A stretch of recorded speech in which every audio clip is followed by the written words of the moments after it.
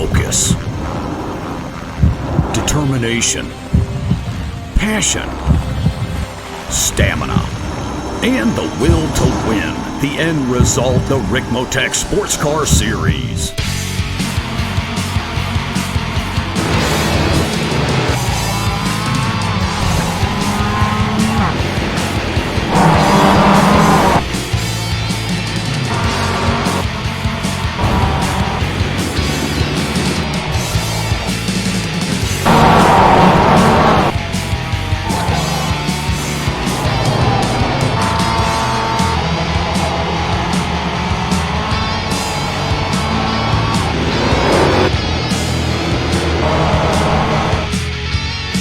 Extreme Motorsports brings you the Ricmotech Sports Car Series, brought to you by Ricmotech, high-performance sim racing equipment, and by Proforma, Elite Texas Graphics, live Mondays, 8:30 p.m. Eastern.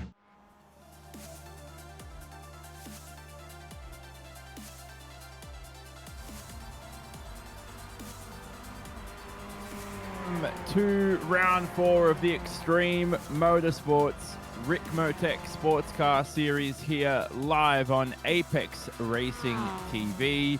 We are currently in qualifying for our event from Mount Panorama, and qualifying is presented, of course, by Proforma Texas Elite Graphics. Tyler Maxson is alongside me, Jonathan Simon on hand in the commentary booth, and Tyler, we head to Mount Panorama yet again, and because we've just spent an entire weekend there for supercars in one of the most iconic events in all of motorsports. Now we head here virtually for the Extreme Motorsports Ricmotech Sports Car Series, and what a delightful circuit it is. It really is. This is such a challenging circuit for the drivers. It's got elevation change. It's got dips, drops, high speed, and low speed corners. This track really has a little bit of everything to challenge the drivers for 90 minutes tonight. This is our first endurance race of the season, and we're going to such a legendary track to do it. I absolutely cannot wait for this one. And we have a track guide for you again today around this lovely venue of Mount Panorama.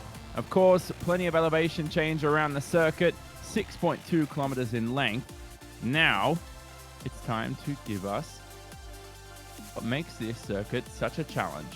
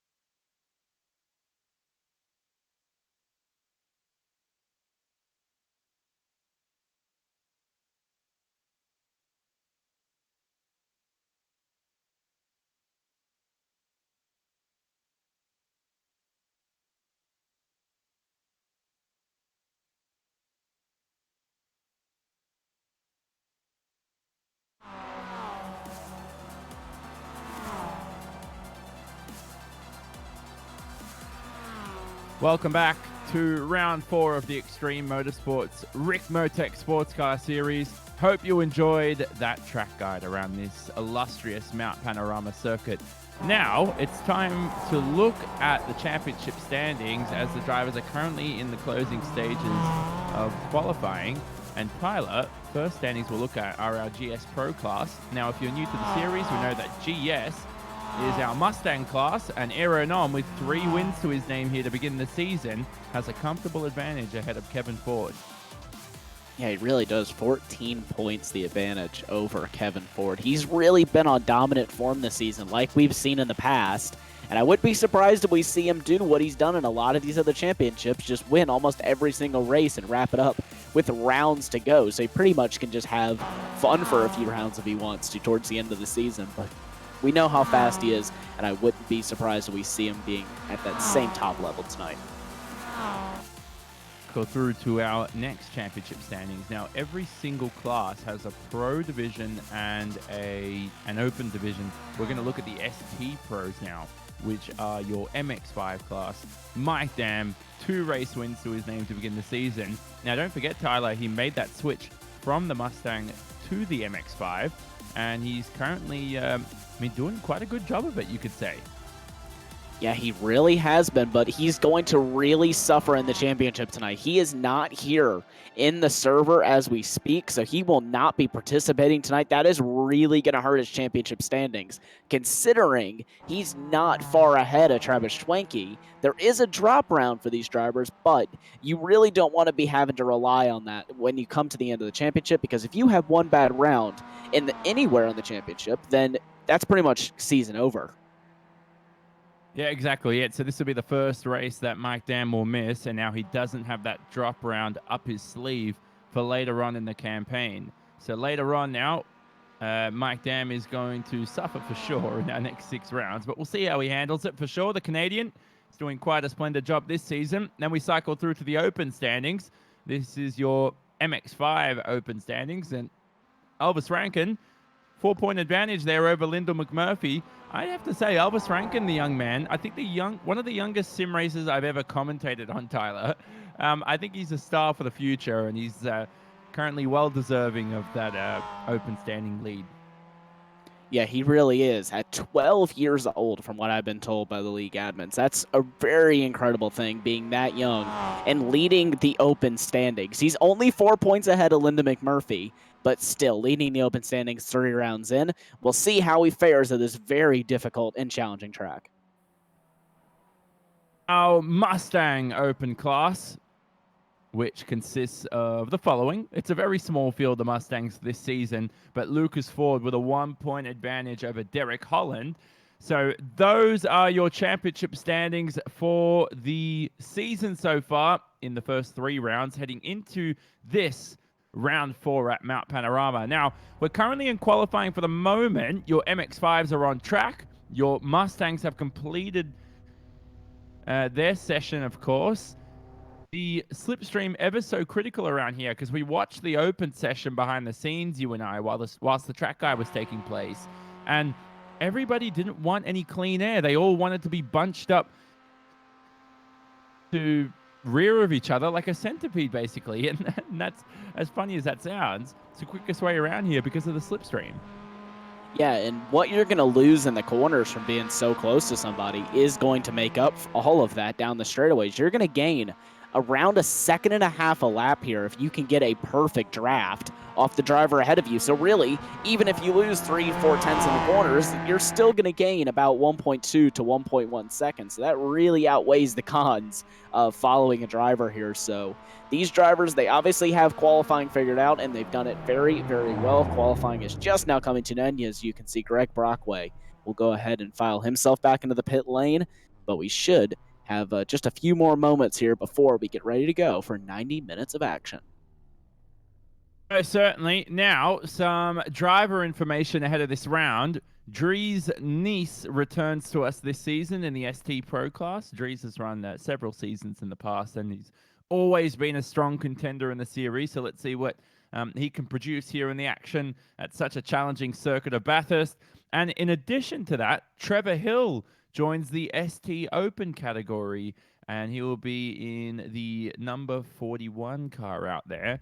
Now, both these drivers adding to the MX5 field. You're an avid MX5 driver, Tyler, in the real world, of course, and the virtual world, and it's a car that's ever so fun to drive, and one of the first cars that you experience on the iRacing service. Yeah, I think it's a great introduction car, and I think that's why it has become a favorite of a lot of the drivers, is because they've run it since they've gotten on iRacing. Some of their most fun times is whenever you first get in and you're in the rookies and trying to get your way through that. And I think that's why a lot of the drivers really love the MX5, and also probably why some of them hate it too. But it's a great all-around car, and I just love it in this series. It's always provides good racing no matter what track we go to. And I think that this track is going to be probably the craziest on the schedule for MX5 racing and passing, surprisingly. Yeah, I've had some very unique races here. I think back in 2014, I had a race against Nakala. I don't even know if he still races anymore, but we were in the IndyCar, Tyler. The IndyCar around a circuit like this, that's ridiculous.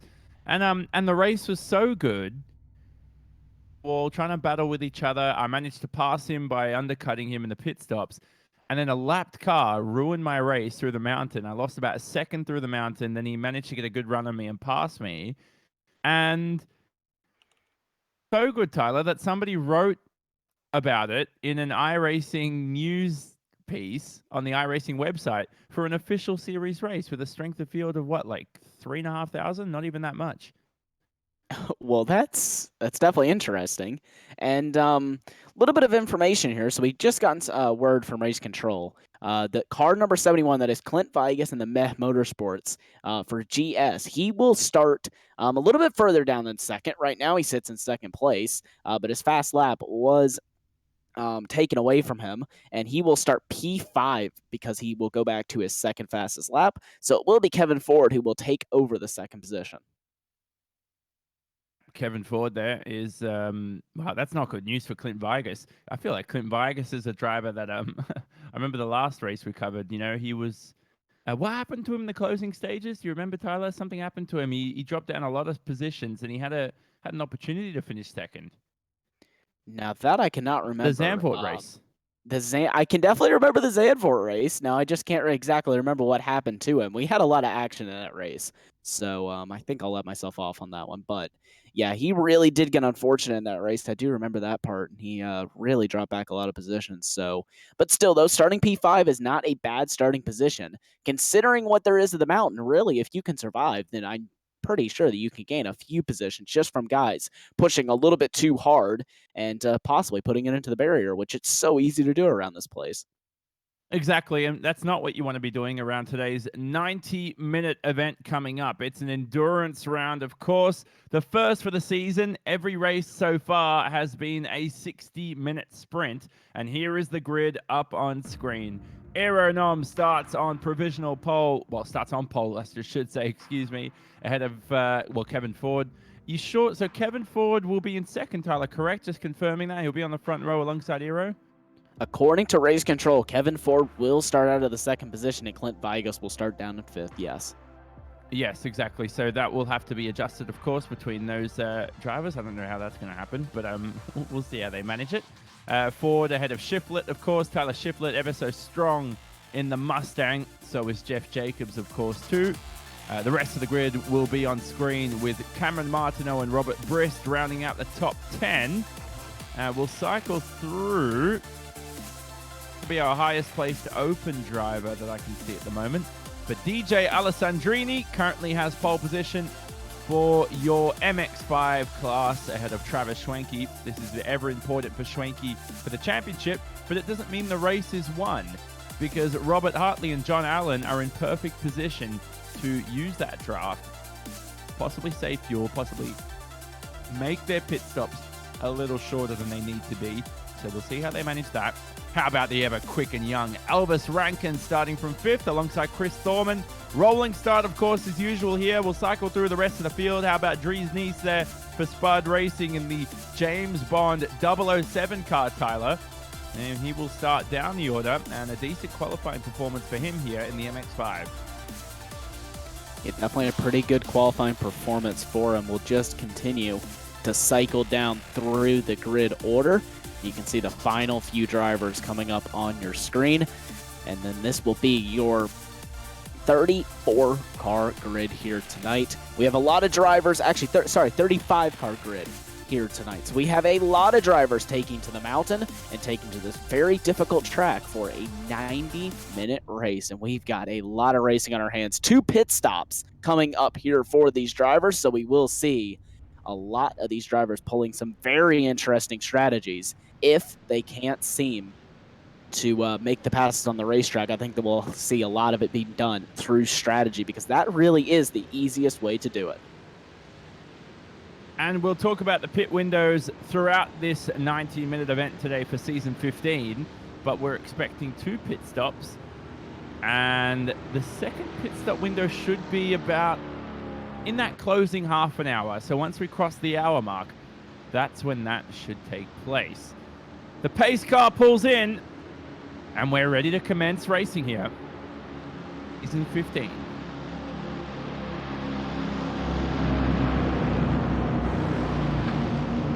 Has the field at ready with their right foot.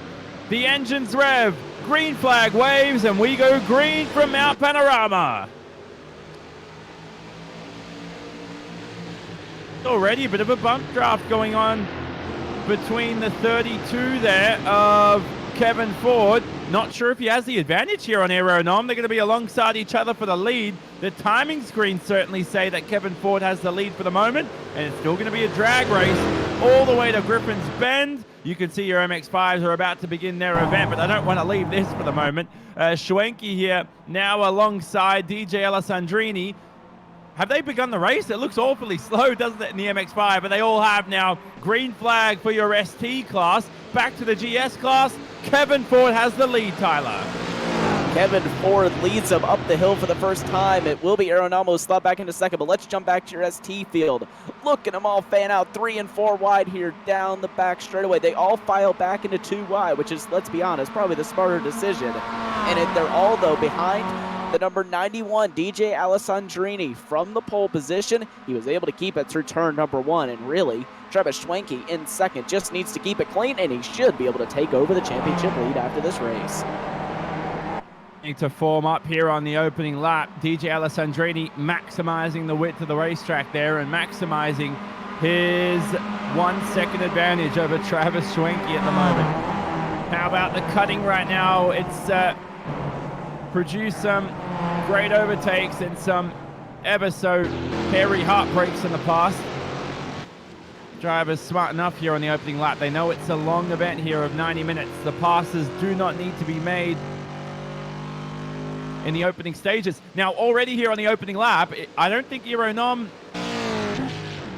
asked Kevin Ford this early in the race. I think if he saves fuel, he should be okay, Tyler, to make that pit stop ever shorter. But he's going for it into the chase alongside the American. Who's going to end out on top in this battle? The American concedes.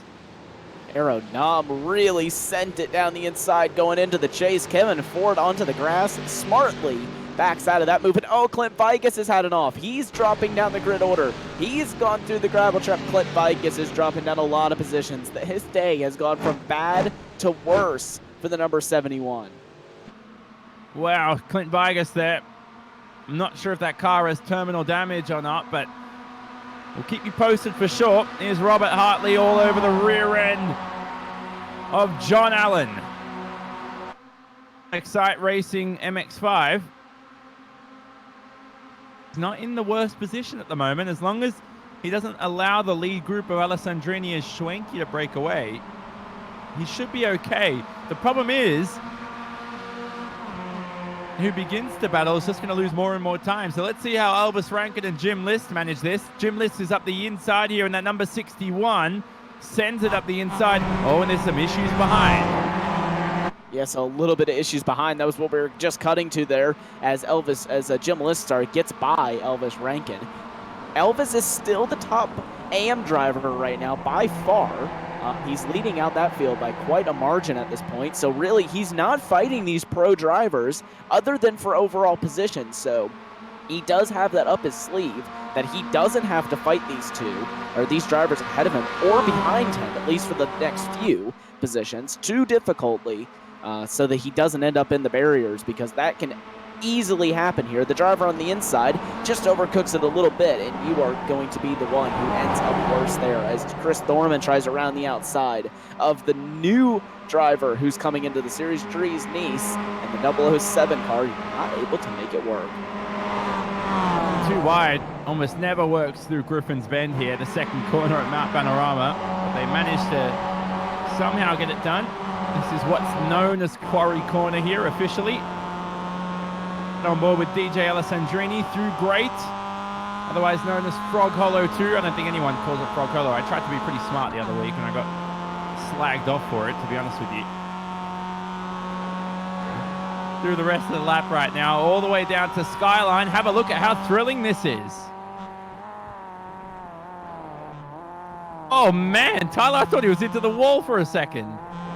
I have to say, I thought he was going to end up in the wall too. I was actually quite worried there for DJ Alessandrini that he was going to push straight off into the wall, but he seemed to make that one work. I don't quite know how, but he did, and kept it out of the barriers there. Good job to him. And you can just tell how hard he's pushing just from that onboard shot. He is really trying to break the draft right now from Travis Schwenke. Stu, that will be critical if he can do that. Not good for Robert Hartley behind. We know how quick Robert Hartley is. An I rating of 9.6K. He certainly earned that over the years. He's been experienced in almost every single car you can imagine. This is Jacob Beasley for Bees Knees Racing. And the blue-rimmed fluoro green. Who is this? So Edgar Sanchinelli on screen in the 57. Who's alongside him, though? That's Lewis Loper. Lewis Loper in the 73. So there's action throughout the field here as Alessandrini begins another lap. But then back to your front of the GS class, Tyler. I guess Aeronom's pass was worth it because he's probably thinking, okay, I could save some fuel behind Kevin Ford, but why not just pull 10 seconds out of him before the first pit stop? No point about saving fuel then. Yeah, I definitely think that that's kind of the strategy that Aeronom's going for here. Just pull away and get as far ahead as possible. Kevin Ford right now 1.2 seconds behind him, and then he's got Tyler Shiflett trailing him by a further 8/10. So the front three are definitely still within a decent margin of each other, but the gaps are definitely growing all the way throughout the field. Just as I say that, it's already up to 1.7 seconds between Aeronom and Kevin Ford. Ford here has Tyler Shiflett for company. Would it be nice to see where Clint Vigas would have appeared? Such a poor start there on the opening lap. Not sure what happened to him with all the drama. But nevertheless, this is Raymond Bader racing. 00 car? In basketball, I know you can't wear a 00 jersey, I don't think. Unless you don't have a jersey. That's when you're allowed to wear it. Anyway, Raymond Bader here going for the inside. I guess this is a different sport, Tyler. That was quite a stupid thing to say by me. Yeah, I don't think that any such regulations are in racing, but I guess the drivers really can do pretty much whatever they want in the series as far as numbers go. But I do like to see drivers getting creative. You don't often see the 00 brought in many cars, so it is very nice to see a driver kind of switching it up as far as their numbers go. They head through turn one now. This next and straight, it's so easy to use the draft here. Oh, one driver spun there. It's Raymond Bader. We're just talking about Raymond Bader. A bit too hot on the gas, I'd say, on the exit. Now we switch to the lead in your ST division. Through the chase they go. He needs to remain close to Alessandrini, and I think he's doing a good job of that here, Tyler. He's about 3/10 behind, as you can see on the relative times. All over the rear end of him. So Alessandrini certainly pushing, like you said. I agree with you. Yeah, he's definitely trying to pull away, but I don't think that that's the smartest idea right now. if I were DJ, I would really let Travis by if I could, and try and get the slipstream and save a bit of fuel going into the pit stop window, because let's be honest, unless the driver behind you makes a big mistake, you're not going to be able to just pull away here by true pace. It's very difficult to do that because of how significant the draft is going down these first few straightaways and down the last straightaway going into the chase. The draft is just so strong that it's nearly impossible to break that, because you really need about 1.5 seconds to 2 seconds to be able to effectively break the draft here at Bathurst. And you can see Travis Schwenke is all up on the back of Agent Allison Derby. Yep, and using all the camber through the cutting is Schwenke. Now that pit stop's expected to open about 25 minutes into this event. 25 to 40 minute marks for the first pit stop, and then that second pit stop for both classes, like we said, will occur around the hour mark. As we watch Steve Daniel here, attempting a move on Cameron Martineau. The open class, alongside each other, the two are through the chase. We're going to see a lot of that today. MX5 class. Now, I say we're going to see a lot of it in your MX5 class. Your Mustang drivers are the only ones to do it so far. We've seen it twice there for the lead, and now with a great move there by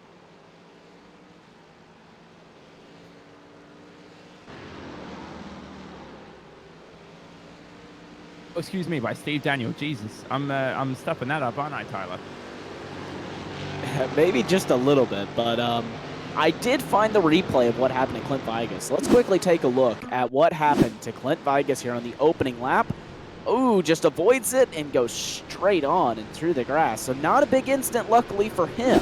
So he won't lose too much. He didn't actually really get any damage from that. So he's very lucky to has escaped as he did. Look at Jim List and Elvis Rankin side by side down into the chase. Rankin will hold on, and he really gave Jim List the squeeze there. Is that Clint Vigas would have received a slowdown as well to add to his troubles. So that's why you saw him rejoining quite slowly on the opening lap when that occurred. I thought he had some terminal damage, but nevertheless, Jim List pushing to the limits there at Murray's Corner. Another lap here as we head through the first 10 minutes of the event, but this is your lead group in your MX-5s. Now look at the fastest lap of the event so far. That goes to Elvis Rankin. And he's got, what, 4 cars to draft from, and a lot of talent for the young man, and it couples with a purple time on the lap time sheets.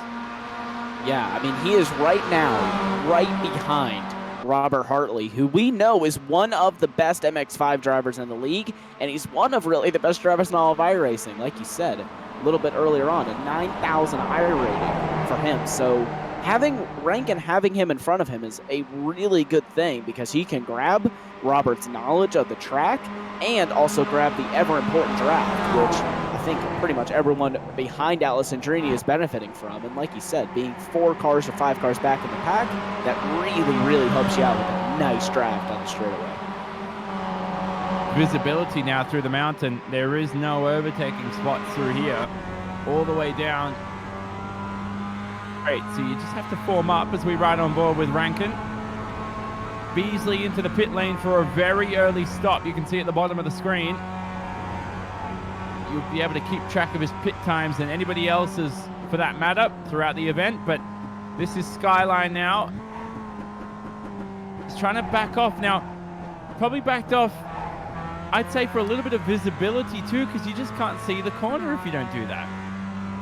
Yeah, I would agree with that. I actually think that what he's doing is an amazing strategy. He knows how important the draft is, and that he can gain more time by backing off and getting a bigger draft than he can being right up on the bumper of Robert Hartley. So really, this is an amazing strategy, and that, to me, is very impressive for somebody that young to know to back off, to gain not only just the visibility, but also the draft down the straightaway is very, very impressive. Whether he did that on purpose or he just did that on accident, and I'm just rambling on about something that was a mistake, it's really helping him out here, I think.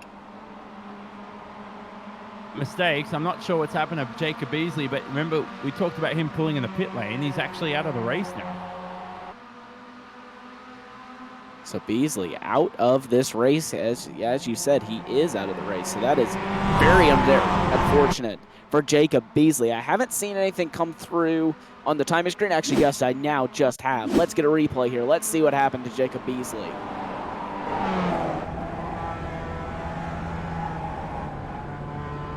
Yeah, he's understeered through Griffin's Bend. Oh, and he's just bent the steering completely. And that's a dangerous part of the racetrack. You saw the third-person shot there. It's just parked in the middle of the racetrack. This is the corner they're coming up to right now, the leaders, and you'll see how difficult it is. Imagine having 6 cars in a train trying to take this corner. Yeah, it's very difficult. I can say from my experience here, this is probably one of the most challenging tracks on all of iRacing. And then you combine that with having to do a 90-minute race here, or really any sort of an endurance race here, that becomes an extreme challenge. This track is not so much a challenge, I would say, for its length or its lap times. It's more of a challenge for all the different drops and things that comes with it. Because like at a track like Nürburgring, for example, where it has 180 turns, you think it's so difficult, but really once you get in a rhythm, it's not too bad. Whereas this track, it's so difficult to get in a rhythm because it really changes every single lap you go through. It takes so long to get around every single time you go through. The corner is just that slightest bit different. Yeah, but that's the ever lovely challenge of Mount Panorama as they scream through Skyline. How quick is that here in your MX-5s as they travel there at over 100 kilometers an hour, now 108 and rising here all the way to Forest Elbow. 2 dabs of the brake through that corner. Now what's going on here with Lucas Ford? He's ahead of Derek Holland. The Loren racing car. Holland in the number 80. Well, I mean, let's look a bit further up the order here. Steve Daniel versus Clint Vigas. Looks like it's going to be Clint Vigas actually down the inside here of Steve Daniel as they head up through Griffin's Bend and up the hill now, and it will be Vigas getting that position quite easily there. So Vigas, after having a horrid first few laps, is starting to make up positions, and he's back up into the 7th place. Vigas on that recovery drive in the number 71. He actually qualified 2nd, but his lap time invalidated, so he was demoted to 5th and then had quite a dramatic opening lap through the chase. Car is hopefully not damaged, and hopefully it's a clean pit stop for him once those come up in a few moments' time. Fires. Now, this is quite a stagnant order. Every time we switch to this, no one... I don't know if anyone has decided not to make a move or if they can make a move, but alert, Rankin seems to be dropping off the train. Jim List. He is definitely dropping off the train. He is now back quite a ways, actually. Be about 1 second off the back of Robert Hartley. So unless these drivers in front start slicing and dicing, I don't see Elvis Rankin really closing in too much on the pace side of things. I just think it's so difficult to close up to 4 cars whenever you're just a single train. As soon as you get dropped off the edge of that train, then it's pretty much impossible to get back up there unless they start slicing and dicing, like I said, because if that happens, you don't realize how much it slows you down at this track. This track is so demanding and it's so tight, and by the time you leave 2 car widths worth of room, you've cost yourself a good 1.5 seconds per lap just in battling in about 2 corners.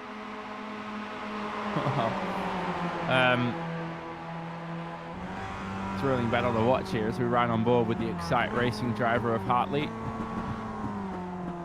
Pit stops at the bottom of the screen. They include Cameron Martineau, Raymond Vader Jr. Who is that? Is that Eric Klister? Yes, it's Eric Klister in the MX-5 in the open class. So Klister also in the pit lane. This is a very early pit stop, Tyler, to be honest with you, for Cameron Martineau.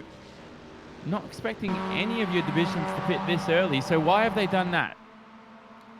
Now that I'm not too sure. I think that may be some of them wanting to get some of the optional repairs fixed. Others may want to try and get out of traffic and do the reverse strategy, because that is always a possibility with doing the reverse strategy. From what I've got here on the notes, they're going to, again, pit around the 60-minute or the 75-minute mark. And you got to think, the 75-minute mark, that's an hour and 15 minutes. They could technically go do their long stint now, then do another longer stint to the end of the race. So the drivers really do have the flexibility of reversing the strategy if they so please. So it's pretty much up to the drivers with what they want to do, and it always could be to get ahead of another driver. If you really do think that you are faster, then it's definitely doable. As Hartley goes actually for the move on John Allen. And Hartley promotes himself to third. Robert Hartley, who started this race back into that third position. And whilst that takes place here, I'm not sure who's for the moment. Elvis Rankin all over the rear end of Allen as they head through the lovely mountain straight to Griffin's Bend. This was the scene of horrifying accident. Oh, Rankin's run a little bit wide there. Oh, he's going to lose time. I was going to say, if he's going to remain to the back of that train, he'd probably end up in the wall, so we needed to back off. Yeah, he definitely did. He looked like he was really about to slam the wall there, did Elvis Rankin. So he really, that was some discipline, though, to not hit the wall, because some of the drivers really will just keep on powering in it and think that they will be able to do it. I've seen some of the greats think, okay, I've got it. No, I don't got it. And I can't say that I haven't done that myself on a couple of different things with corners and whatnot, but it's so easy to do. You've really just got to play it safe here. Whatever you're doing these 90-minute races, it's better to play it safe and lose 2/10 than it is to gain those 2/10, but possibly put it into the barriers if you don't do it right. The same can be said for just trying to get a clean lap time around this racetrack. These drivers just pushing to the absolute limit at the moment as Alessandrini has advantage in the lead. Right up close to the wall there at Forest Elbow. Advantage here, and then it's going to be nullified across not only this straight, but then the pit straight, and then the mountain straight, as Schwenke is able to benefit from a draft back into the leader of DJ Alessandrini. Can you, with an hour 10 left in this race? It's going to go down to the final seconds. Doesn't matter if this is a 60, 90-minute event. Doesn't matter if this is a 6-hour event in the MX-5s. It's probably going to go down to the final laps. But look at this here. Aeronam has been caught by Kevin Ford. Kevin Ford is on the charge back forward. He's now got that gap down to a second. Kevin Ford is really coming on strong here at the 20-minute mark into this race, and he is catching up to Aeronam very, very fast. Not to degrade Kevin Ford, because we know how quick he is, but do you think Aeronam is fuel saving, or do you think Kevin Ford just has him on pace? From what I'm seeing, he's really, it doesn't look to me, I'd actually like to ride here on board quickly with Robert Hartley, or with Aeronam, sorry. I don't think that he's fuel saving. I think he's going full bore right now. You can see he's using the curbing. He's really pushing that car. I don't think that he's fuel saving. I think that Kevin Ford's just got him on pace right now. Wait and find out for sure. It's a long event. Damage to the front right of that Mustang. Of Tyler Schiffler behind it is. He also has a bit of damage to the front right, so not sure whether they've sustained that, possibly in the opening stages of the race. Now that's interesting from race control. An incident involving cars 62 and 71 under investigation. This cars is Clint Vigas. Is the other car an MX-5, Tyler? Am I missing that? It is an MX-5. That is Greg Brockway. He's now been in the pits for 1 minute, so I presume that he is out of this race. Maybe that was contact with the GS car. Let's quickly go ahead and replay to see what happened. There's Greg Brockway in the MX-5. This is Vigas right behind him. No, that's that great. So it's roof at a dangerous portion of the racetrack. Lucky it's a virtual environment. And you'll see him on the right-hand side of the screen. I might have been looking the wrong way, but it just, as we said, not a point of the racetrack where you can make a move, is it? Through the mountain. No, it's really not. And you saw the MX-5 tried to get out of the way there. The MX-5 of Greg Rockway tried to get out of the way, but just wasn't able to do it and got the tap from behind by Clint Vigas, which eventually set him into the wall and ended up causing him to flip over. That's a very dangerous place to be flipped over because a lot of times drivers really can't see a car flipped or spun out there, and they're coming through there pretty much full bore and not really lifting all that much through that section. So if they come through there and they plow into the driver, then it is pretty much going to be a very nasty crash, which could involve even more cars.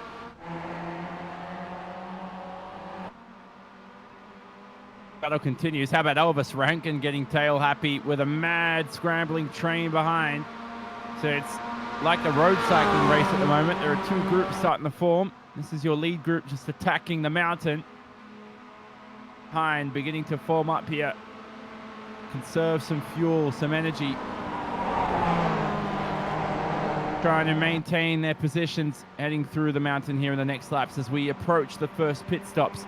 It's a good time here to take a short break. Those first pit stops are coming up in a few moments' time. You're watching Season 15, round number 4 of the Extreme Motorsports Ricmotech Sports Car Series on Apex Racing TV.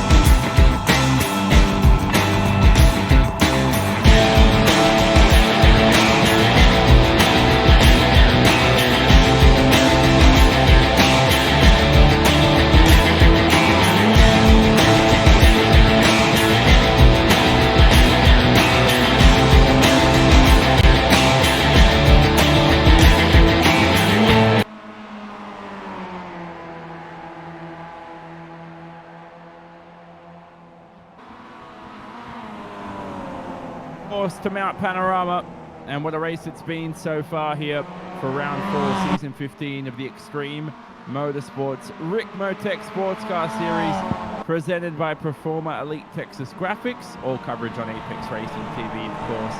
And we are currently watching the battle for the lead in the MX-5s. Now, Eve, where's that second group in the MX-5s, Tyler? Since we took the ad break, the second group behind these drivers, it's a substantial margin. Yeah, they have really been jostling for position. Ever since we really took that ad break, they have really been fighting hardcore for positions here, and that has cost them a lot of time. As you can see, they've gone from being at about 3 to maybe 4 seconds back to now 6 seconds back, and they're not. Oh, and that is Elvis Rankin off. He's way off the circuit. Nice job to avoid the back end there of Dries Nice, but wow, that was a big. Oh, and he's gonna hit the wall again. Just add insult to injury. Clumsy incident for the young man. Certainly needs to learn from that mistake. I think it looked like, now I don't want to judge anything at the moment, but it looked like he got a bit too hot in the braking zone. Changed their line at the last second, so that's thrown Elvis Rankin off. And I'm not sure who that was who changed their line at the last second, Tyler. I believe that was Dries Nice, who cut back in behind very abruptly there. And it's so easy to do whenever somebody changes up the line like that, and you don't want to hit the back of them, because if he had hit the back of them, he would have caused an even bigger incident.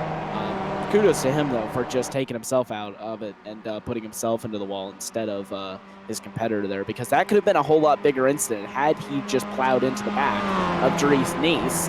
That would have collected Jim List, possibly even Chris Thorman or David Payton. All of those drivers were so close to each other that really all of them could have been involved had he not have done such a great job at avoiding. Definitely. Well, unfortunately, chaos and disaster for those drivers, for Elvis Rankin. But the race continues for the lead group, and it's now dwindled down to these four of DJ Alessandrini in the 91, as you can see ahead, by Travis Schwenke. Those two haven't swapped positions since pretty much the beginning of the race, even since qualifying, you could say. Then it includes Hartley and John Allen behind. This is your second group. That includes Jim List leading Dries Nice in his first event of the season. You could say Dries is doing a quite splendid job here for the UK and Ireland driver. Yeah, he really is. I mean, he is in the first race, raced in the series before, but this is his first race back here, at least in the time that I've been commentating on this. So he's been out for quite a few seasons on this series, but nice to see him make his return and make it in a very strong fashion, currently sitting in the 6th spot. And he has a possibility to go up into 5th in class here and 17th overall. So he definitely has the potential to have an amazing debut race for the driver who hasn't raced in the series in so long. Oh, pit stops? Yes, pit stops are the leaders. And that's Schwenke and Alessandrini. I don't know if they were intentionally or unintentionally working together. They need to be careful here. The pit lane entry at Bathurst isn't. But this should be a quick pit stop and then out and away. Now we've been told that the MX-5 drivers by the teams, we've been told that 4 tires are expected in the first stop, 0 tires on the second stop. They could possibly reverse that. Who knows? Side tires for both drivers for the moment. Let's have a look, Tyler, to see if they take left sides. Let's take a look here. They are not going to take left. Oh, they are going to take left side tires. So the drivers will take left sides. They will actually take all 4 tires here on this stop. Yep. So that is interesting for these drivers. They have chosen to take 4 tires, and Travis Schwenke has jumped DJ Alessandrini. That occurred as Schwenke just hit his pit box a little bit better than Alessandrini. It's definitely possible. I've definitely done it before, or he's taken possibly less fuel. But I think he's definitely probably hit the box a bit better than Alessandrini. Because if you can get a nice hard entry into the pit box, it's something that a lot of drivers don't practice. So the drivers that do practice and are very confident where they need to brake, that can be the difference between gaining and losing you position. Now, I don't know if that was what Travis Schwenke wanted or not, because now he's giving DJ Alessandrini the opportunity to sit in behind and get that draft. But it also depends on where these two that you see up on your screen right now, where they are going to cycle out. This is Robert Hartley and John Allen. They are currently 1 and 2, provisionally 3 and 4, depending on how good of a stop they get. Now, if they pit this lap, what are the advantages and disadvantages of pitting a lap later? I'd say they got fresh rubber, but you think the tires will be a little bit cooler? They're going to have fresher rubber, but they will be on colder tires and will have a larger fuel load. Now, it may not be much, maybe only a couple tenths of a gallon, but it is definitely enough to possibly throw off the handling, as they've been running on very low fuel now for quite a minute. Well, in a few moments' time, we'll see if they enter the pit lane. Oh, Clint Vigas. It's just been a horrible day for Clint. He's had so much pace, and since that lap time was invalidated in qualifying today's, I think this was the incident with, was that with Greg Brockway, I think? So that was an earlier...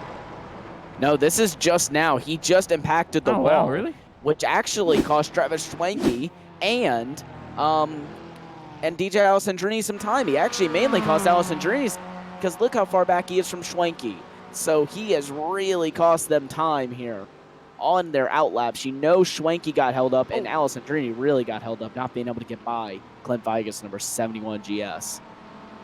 In the Mustangs, enter the pit lane. Aeronom, Kevin Ford, Tyler Shiflett rejoining the pit lane. Now let's see, right side tires for Nom. All drivers. Left side tires for Nom. So 4 for him. 4 tires for Kevin Ford. This is quite exciting here. And 4 tires for Tyler Shiflett. Russ Ruddock takes the lead for the moment, but it's 4 tires for all 4 drivers. Now, we were expecting that, of course, Tyler, that they were going to take 4 tires in their first stop.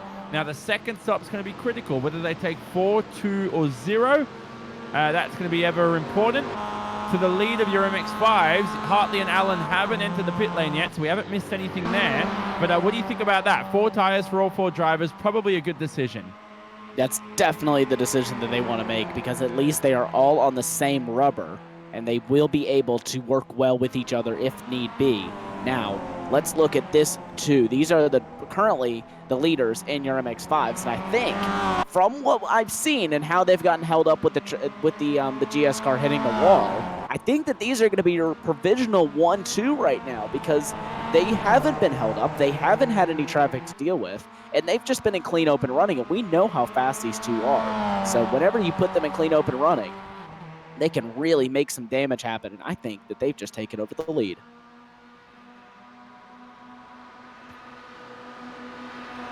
For the moment, 2:32.3 last time round. Sandrini about a tenth slower. So, who's that in the Mustang behind? Is that Kevin Ford, I believe, or is it Shiflett? I believe that is Kevin Ford, just behind Alessandrini. He has gotten held up a lot here. It's Kevin Ford, so he is definitely going to lose a lot of time to Aeronum and also to Tyler Shiflett. But he wasn't too close to Kevin Ford, or Aeronum starting in the first place. So he's not going to lose too much time here, but Alessandrini will gain a little bit. Not catching Schwenke at the right point of the racetrack. Actually, I tell you what, I take that back. He has. There's the 09 of Fike just being lapped by your leaders. And he won't get in the way of the lead battle. Oh, and look at Shiflett behind here. Just managing to make the move there. MX-5s, and now he'll catch Alessandrini at the worst point of the circuit. This is some track to lap cars. And remember that race I was telling you about, Tyler, the race I had here in the IndyCar. And I lost the race because of lap traffic.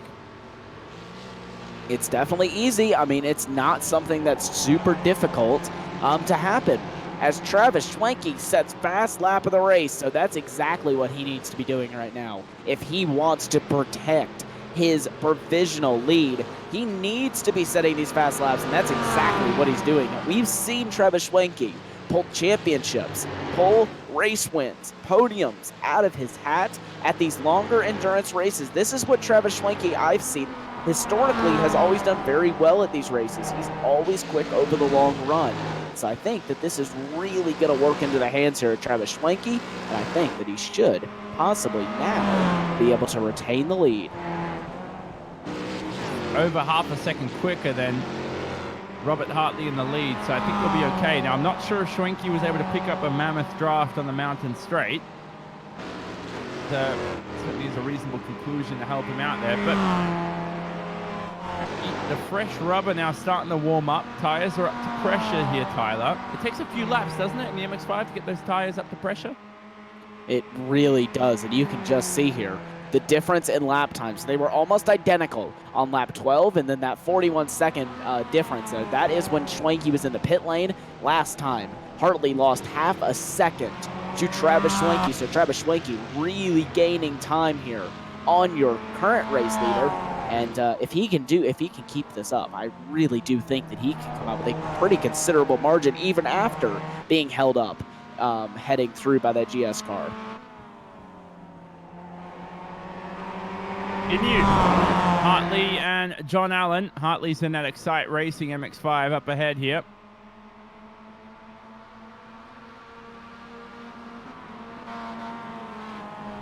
Do you think they can extend this to? Because the 40-minute mark is where we're expecting them to make the pit stop. So we watched David Payton in the D2D Esports car, joined by 4 other MX-5s there and a couple of his D2D Esports teammates. But go beyond the 40-minute mark here, your leaders. I think the fuel savings done a remarkable job. I think they've done a remarkable job of fuel saving. Yeah. I think it really has here. I think that this is going to play into their hands beautifully, really, because it is not this. You got to think they're not getting held up by traffic right now, and they are stretching this fuel window out so long that really maybe if they could actually make it last to 45 minutes, they can do this race on a 1-stop, whereas Schwenke and Alessandrini would have to do it on a 2. So if they can make that work, then that would be absolutely an insane strategy by these drivers, and it may be something that they're going for right now. This is going to be tough right now for Hartley to maintain this lead. Same can be said for John Allen. But do you think they'll be quicker because of fresher rubber? Like, what is the advantage right now of running longer?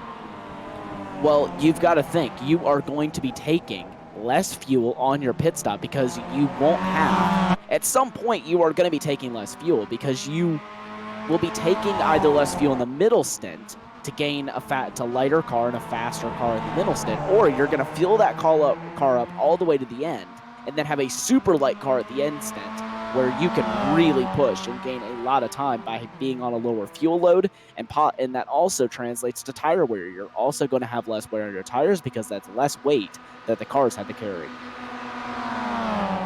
Well, track position's ever so important, so we'll wait and see how this plays out. John Allen is going to go for the move for the lead in your ST class.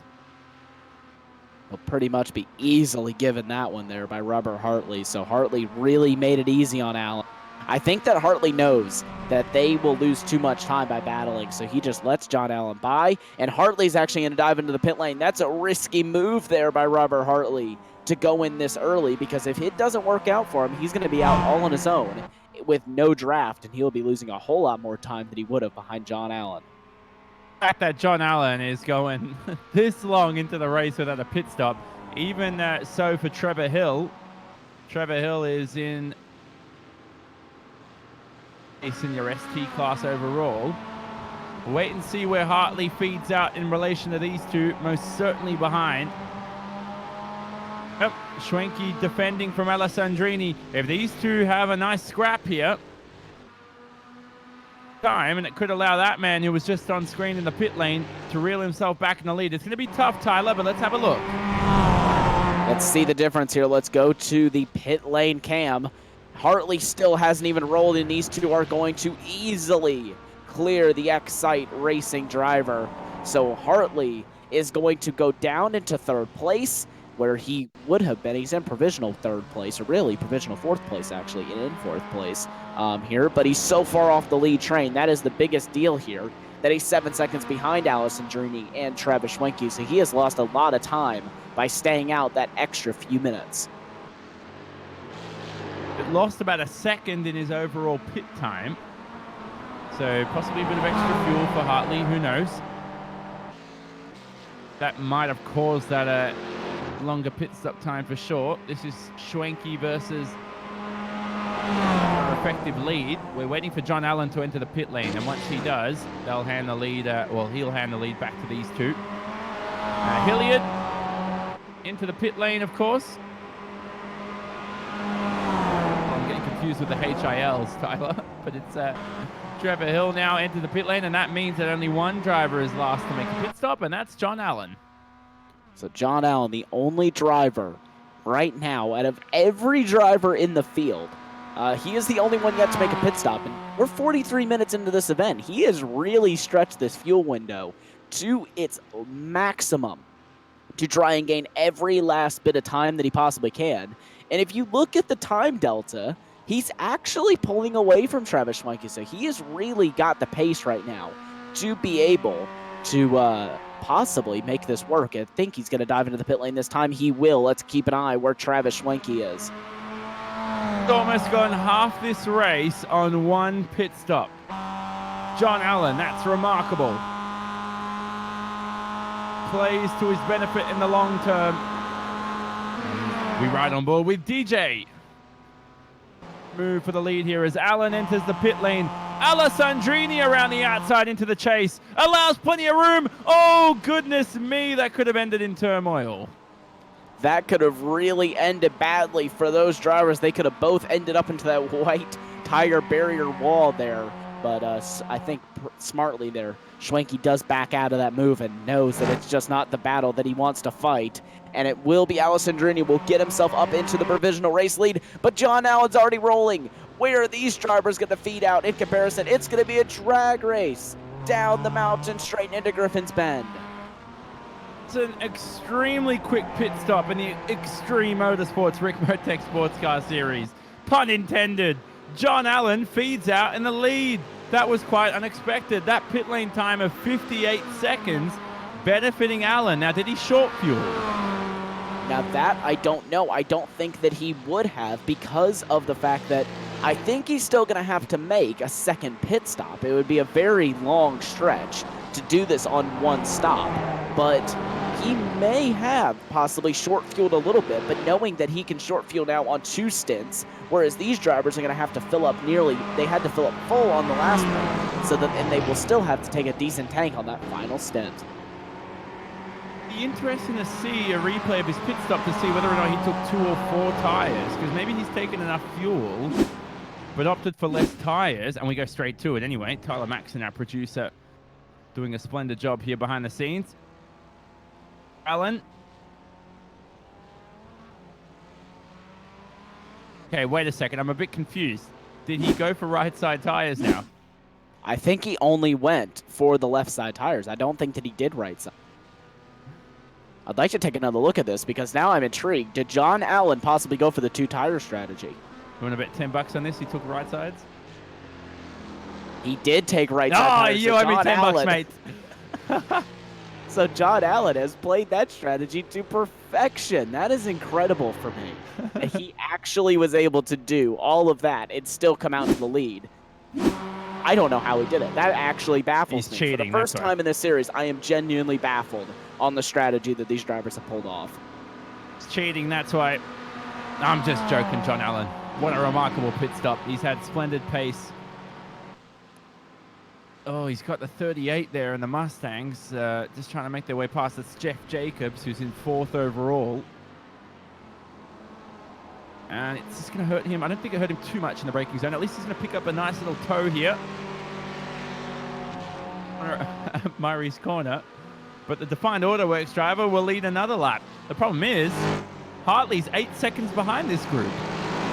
Yeah, Robert Hartley has pretty much been dropped like a bad habit from the back of this group here. He has really lost a lot of time. And, yeah, I just don't think that he's quite had the pace that these front drivers have. And I think that really, the strategy that John Allen's pulled off, yes, it's an incredible strategy.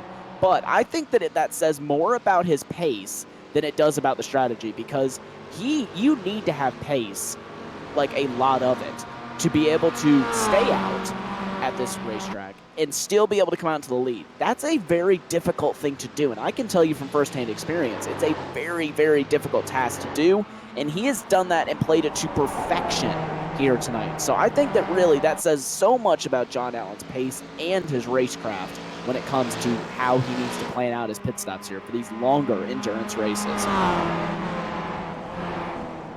all the track width there through the cutting. You don't want to run out too wide because all the camber's on the inside. A bit off camber there on the outside. Same can be said for this corner here, Quarry Corner as it's known. Here's Zero Nom. We haven't seen him for a while. Now remember, he had Kevin Ford all over the rear end of him. He's currently got a 5-second lead on the American.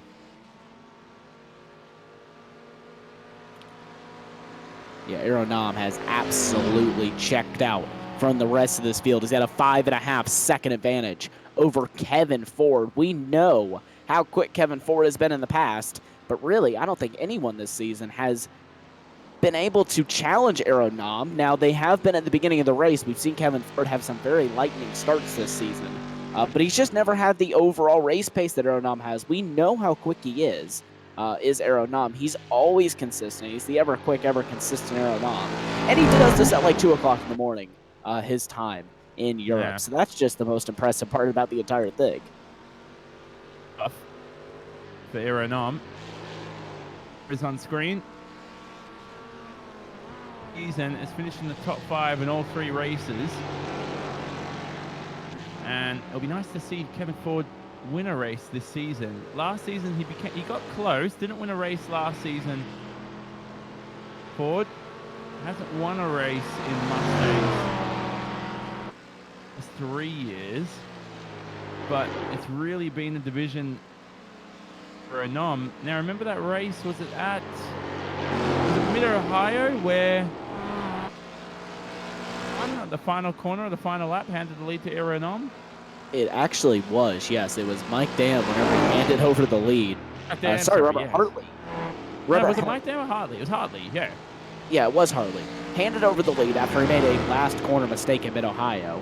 And that actually ended up giving Aero Nom the lead. And I think I've seen that a few times. There's really not been, other than, I would say, Hartley and Dam, those have been the only 2 drivers in the past few seasons that I've seen be able to challenge Aero Nom for race victories. He is just so talented at what he does in this Mustang. He is just so fast when it comes to this. It's not that Kevin Ford's a slow driver. It's that Aero Nom is just that fast that even a fast driver in the Mustangs has a trouble keeping up with Aero Nom. They really do have trouble, and I've seen Kevin Ford. I've been watching him in the practice sessions and such. He really does have some talent. He is very, very fast, but I just don't know of anyone right now that can really challenge the ever-quick Aero Nom. Well, Tyler Shiflett and Clint Vigas both won a race in Season 11 and Season 10, respectively, but apart from that, the only other winners in the series have been Aero Nom, Mike Dam, and Robert Hartley. Made the switch to the MX-5 this season. You have a popular Mazda MX-5. To iRacingStats.com, whatever that website is, I think 3488 GT, the Fix Series, is the most run series. So you'd be able to pick up an official series race quite easily.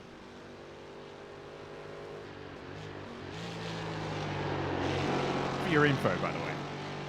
Don't need to comment on that.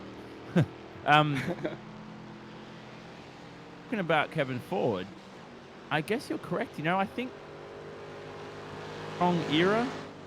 You know how, like, if LeBron James wasn't playing basketball, like, there'd be so many other... Well, I mean, LeBron only has, 3 championships, but same can be said in motorsports. Like, imagine if you didn't drive at the same time as Michael Schumacher. I mean, would have had another championship. Alonso would have had one. Barrichello. Maybe the Williams drivers back in the day. Same with Lewis Hamilton. You know, if he wasn't driving, maybe Bottas is champion. Rosberg doesn't retire. And sometimes it's just wrong era for Kevin Ford, wrong class.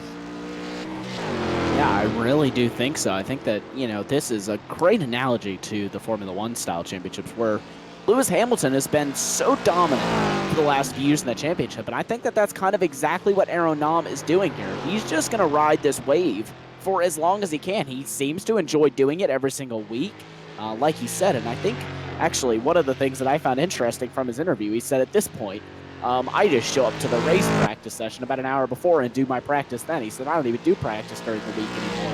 I just show up and race these races. And that, to me, having this amount of pace in this car and only showing up an hour before the race to do practice is just something that blows my mind even more than his pace already does. Yeah, and I always like to compare it as well to, I like what you said there. Do you know Andy Roddick at all? I don't know if he was in your era of tennis. I don't know. I don't follow tennis much, so I'm Andy probably Roddick, not the person to oh ask. my God. It's time to end the broadcast, ladies and gentlemen. Thanks for watching here on Apex. No. I think if he was playing tennis in a different era than Roger Federer, I think Roddick would have had more than... Certainly should have won Wimbledon 2009, who... Anyway, look, we're getting off track here, but I'm an Andy Roddick fan, can I say? Hope you Americans love me even more. He's a power server, and I translated my game from his power serving tennis to the table tennis portion with my mates. I'm a power server in table tennis. Man, you can't stop me on the right day. No one can stop John Allen for the moment. Well, apart from an internet disconnect, he reappears back on screen, and John Allen, with no technical issues, remains in that advantage. In that lead advantage ahead of Alessandrini and Schwenke. There is the 31 in the Mustang class of Cameron Martineau. Just making his way past all three cars. And making his way downtown is Alessandrini. Can't make a way past there. But this is bad break. Jeff Jacobs heads into the pit lane, Tyler. But Alan, Alessandrini, and Schwenke is the battle to watch. Yeah, he really is. He's just sitting in the back of this battle and just going to watch the battle it out here as we just about to click over the 1 hour mark, just about 5 minutes time, as Steve Daniel is into the pit lane. Everything has really calmed down here. And I'm also just receiving word it is 4:32 in the morning where Aeronom currently lives. So the fact that he's doing what he's doing at 4:32 in the morning, and he does this every single week, continues to blow my mind even more. I don't even know how this guy does it. I don't even think this guy's human anymore. If he's got a full-time job or something, but he'll be tired at work tomorrow. He probably does some shift work or something else. I'm not sure. Possible to live through. Martineau enters the pit lane. So does Raymond Bader Jr. Early pit stops for those two. This is the lead battle of the MX-5s. Now, as Tyler said, we're approaching that hour mark here in the race, and that means it's time for our second pit stop phase. We're not going to miss it though. We're going to take you to a quick short ad break. Don't leave us. Second pit stop's coming up shortly.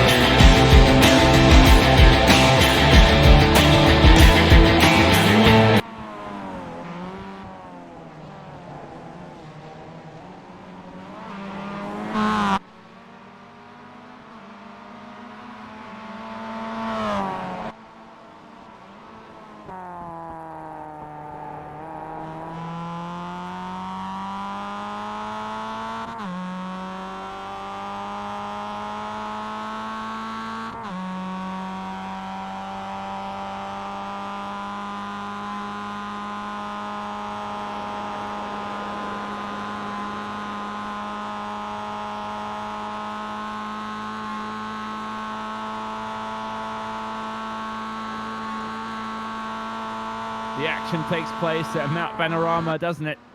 An hour is about to be crossed here for round 4, season 15 of the Extreme Motorsports Ricmotech Sports Car Series. Tyler Shiflett, alongside myself, Jonathan Simon in the commentary booth. Now, this is a quick pit stop here for John Allen. We're looking at a replay, though. All the action starting to take place here. This was a mistake by Alessandrini earlier, which handed that second position. Schwenke, was it a mistake? I thought it was. Now, did he have a slowdown maybe from Skyline? I think that was a missed shift there from DJ Alessandrini. It sounded like he put that car into 5th gear instead of 3rd. That would be a 2nd gear corner up to a quick 3rd gear upshift. And it's so easy just to miss a shift and hit the car into 5th. And I think that's what happened because he's right back on the pace now. There is no damage to that car. So he seems to be just a very minor mistake there that was able to really help him out. The race for Cameron Martineau, who's already made his 2nd pit stop. This is John Allen, who's made his 2nd pit stop. And the Defined Auto Works driver is out and away, and he has left these two to battle for the lead here with a bit of traffic up ahead for Aeronom, your leader in your GS Pro class. Aeronom is box and currently 27 seconds down from Kevin Ford, but he should maintain that lead advantage. Now, Kevin Ford's going longer in this stint. There's a possibility here that if Kevin Ford nails his pit phase, he can reel in the gap to Aeronom, but it's going to be ever tough. Yeah, it'd be a very tough battle to try and close up what is, I think, was 8 seconds before they went into the pit stop phases. So it'd be a very difficult gap to catch. Is it doable? Yes, especially if Aero has a mistake or gets really held up behind some of this lap ST traffic. But is it likely? No. I think that Aero is pretty much going to have an easy gap out into the lead again. And will pretty much just waltz away with the victory like he has in the last few races. He's really just been untouched so far in Season 15. We'll be 4 races in, and if he wins this one, he will go straight 4 on the season. And I can't even count how many he's won in a row in the championships in the past seasons of racing. So he's really on a roll here this season, and I think that is going to continue here tonight at Bathurst. Looking for a wide open door, but Schwenke's a bit tougher to pass than that. Remember, these two had that nice battle there at Laguna Seca, of course. Schwenke didn't have the best qualifying performance there, I remember. And in the other D2DE sports car here, the Canadian, right behind the 007 of Travis. His niece. God, I'm all over the place this morning. You'd think it's 4 a.m. with credit him for driving at this time. And the races are at a better time for me, Tyler, after summertime's emerged. I can't even get my words straight as we ride on board with Peyton. Auto, former sponsor of the supercar circuit. This track laser scan back in the day. But turn 1 here, ever so critical, Tyler. He's going to get a mammoth draft, David Peyton. I'm not sure if he's going to be able to pull off this move, though.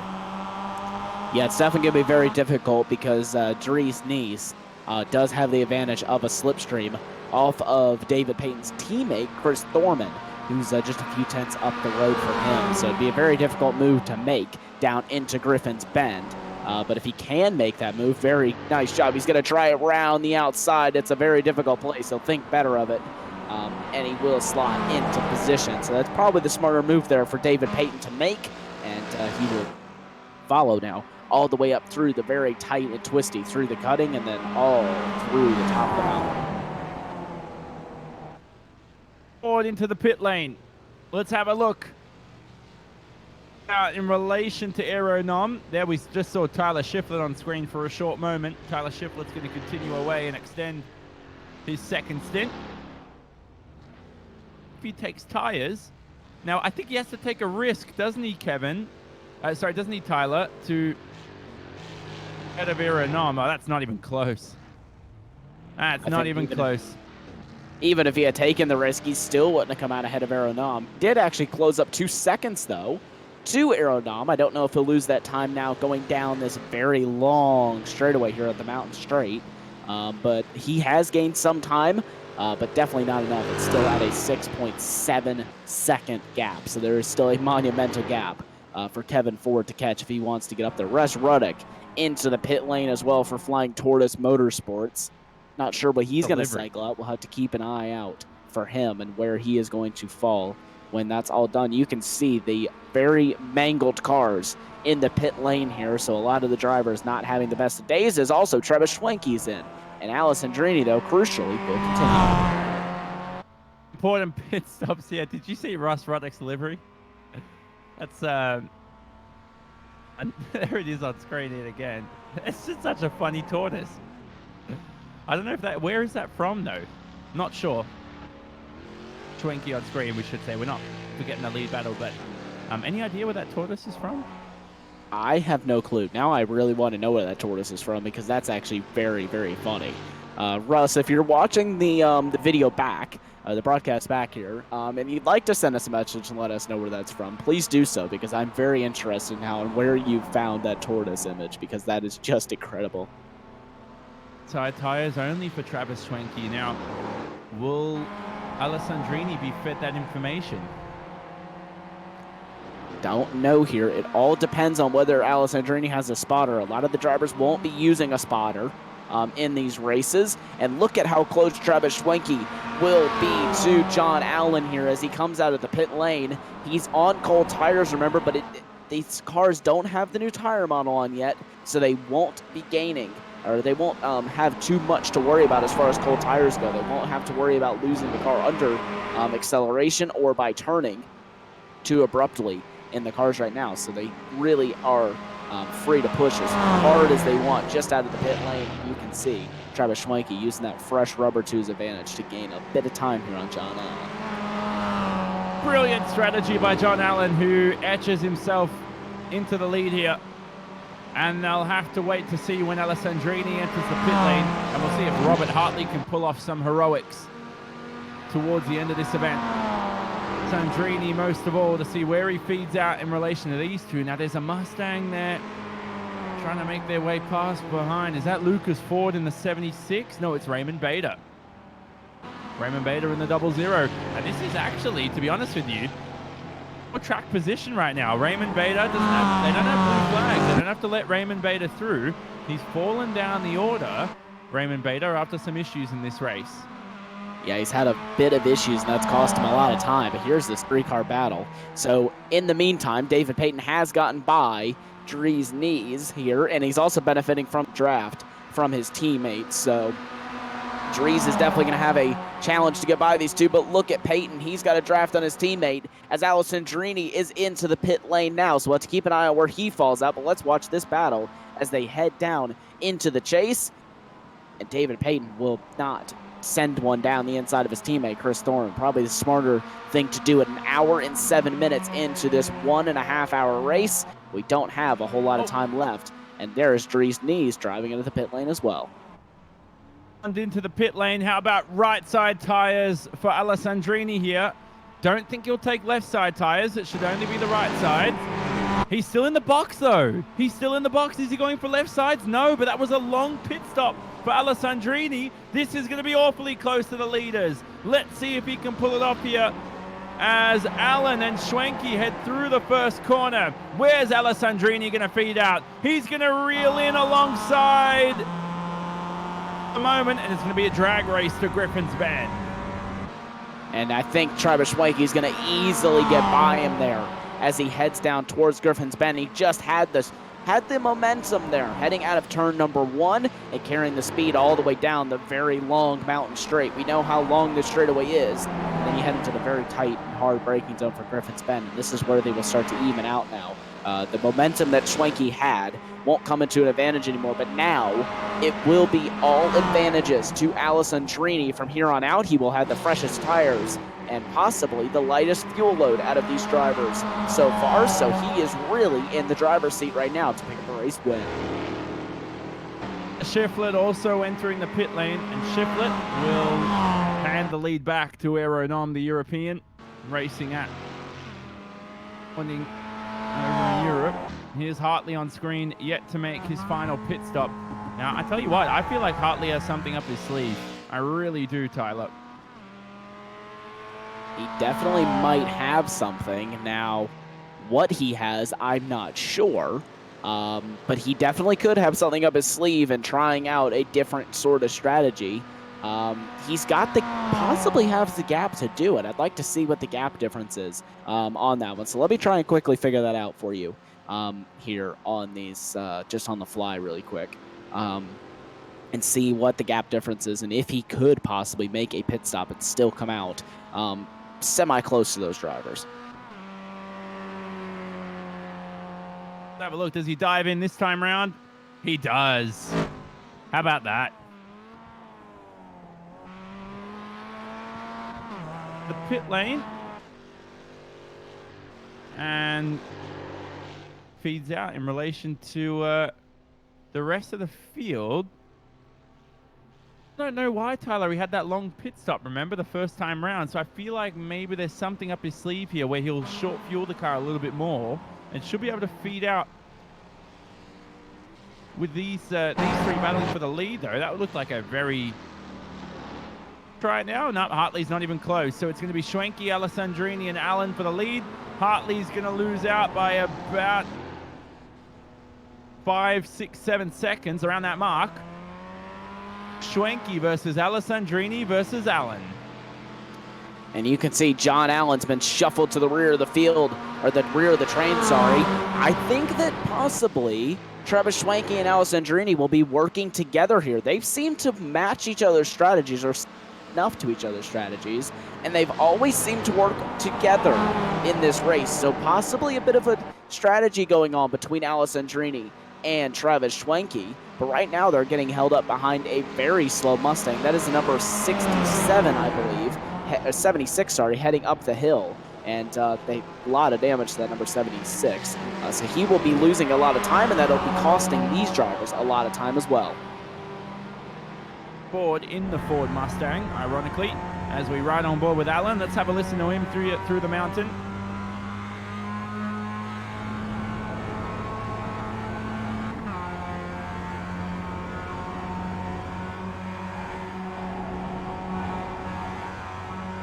Coming up, let's have a listen to him as he heads downhill.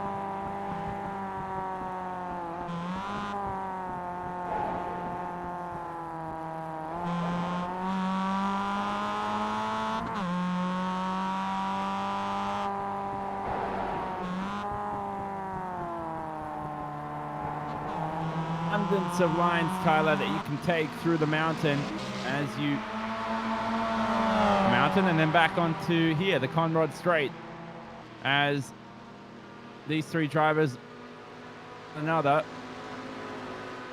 in prime position here to win this race. I think it's between Schwenke and Alessandrini, but I'll tell you what, I really hope John Allen remains with these two. He seems to be dropping off the pace by just a touch. To the lead here. Here's Alessandrini barging his way past Travis Schwenke, and he takes home first position. And that was something I had a feeling was coming. I really do think right now the driver who's in the best seat in the house would be John Allen. He's at the back of this train. So if these two drivers get into it, or Travis Schwenke or Alessandrini makes a mistake, he is the one that is there to pounce and to make up those positions, especially if these two decide to go side by side down into the chase and have a bit of contact and end up into nearly into the grass or up into the tire walls here in the final few corners. John Allen is there to take over those positions. So really, if he can just hang on with these two, I think that he's in the best position right now to win this race. Whilst this is taking place, Aeronom still has that 7-second advantage over Kevin Ford. 4-second advantage, I should say, excuse me, over Kevin Ford. Lead Alessandrini being passed. Oh, it's a double whammy possibly for Alessandrini. I think he's alongside John Allen here as they head through to the cutting. This could always end in turmoil. I just remember Greg Murphy versus Marcus Ambrose here years ago.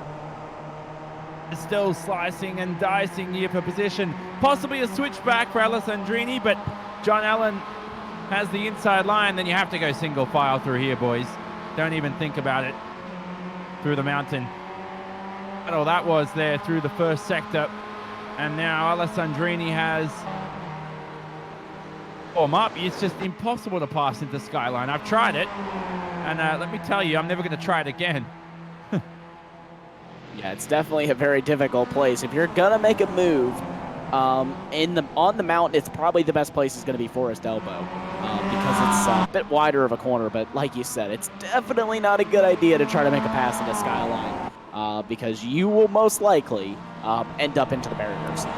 And if you cut that inside portion of the track to avoid that, you will also get a very hefty slowdown penalty. And again, lose yourself a lot of time. So it's definitely a better idea just to wait here for either Forest Elbow or down this very long straightaway and into the chase. One of the best passing opportunities on the entire circuit, especially in these MX-5s. But one of the things I am noticing here, look at how far back John Allen is falling from this train, but that won't be for long as these two will go side by side again for the lead. And he takes that first position back. It's like deja vu, wasn't it, from a lap ago? It looked exactly the same. Yeah, it really did. These drivers are not giving each other anything. They know they have a 5-second gap to Hartley that they can really afford to burn right now. They don't need a 5-second gap when the race ends. As long as these three, I would say, finish in the top three, I believe that they would be pretty happy with the night. So from these drivers, it's really just all about supremacy of winning and also for Travis Schlenke gaining the most championship points that he possibly can.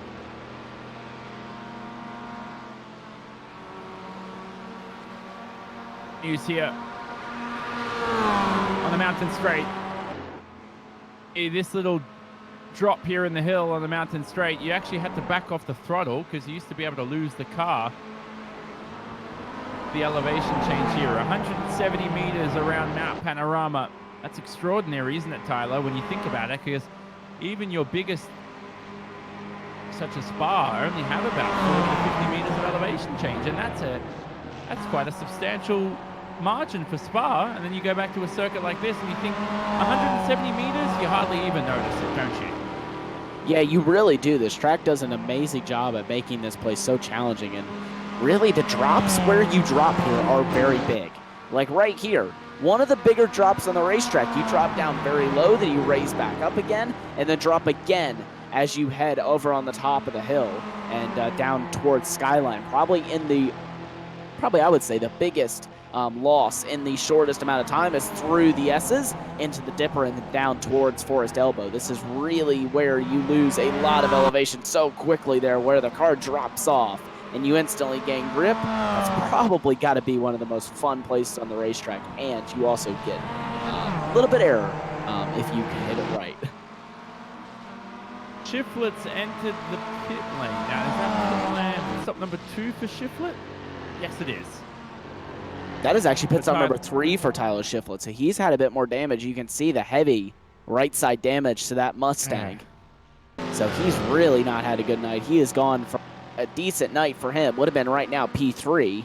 And it's really gone bad. So the Mustang driver's not having the best of luck here tonight. There is one driver in the Mustang field who has had some luck, and that's Aaron Nam.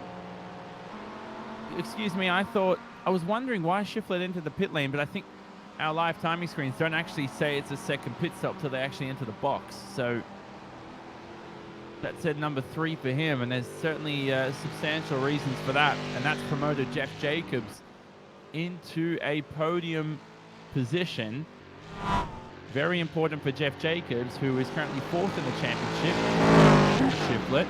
He's 3 points behind him heading into this round, and the difference in points at the moment, I think that Jeff Jacobs will walk away with 3rd in the championship after Bathurst. He definitely may be able to, and that's something that's a big deal. These endurance rounds really throw up almost like a bit of it's really the odd man out in these championships, being mainly a 60-minute races. When they go to these 90-minute races, and whenever you go to a track this challenging for 90 minutes, you have drivers who will have the unfortunate luck or will just flat out bin the car on their own in these races. So this is definitely a challenge for some of these drivers, and I think that it's really just a battle of survival, because you can see Jeff Jacobs, like you said, possibly could take over 3rd place, and really, he hasn't had the greatest pace tonight. He's just been able to survive this race, and come home with some great championship points. This is the street survival car on screen.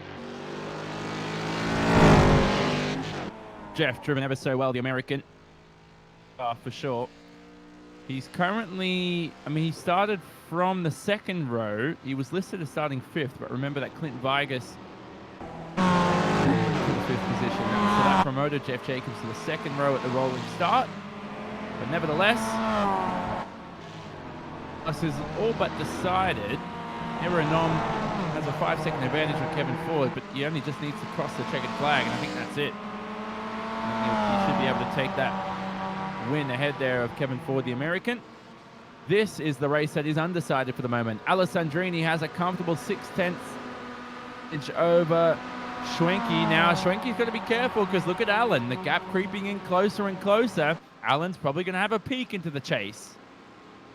John Allen definitely could have a peek down into the chase, but I don't think, for how experienced John Allen is, I just don't think that he's going to try and do anything like that. I think that he is just going to try and sit back, and he knows that battling Travis Schwenke is only going to cost him time to Alessandrini, and he doesn't want to do that. John Allen knows that that's going to cost them time, and he knows that that could possibly cost them a race win if they battle too hard. So I think he's going to really keep this one smart and under control here and stay behind Travis Schwenke, at least for the time being.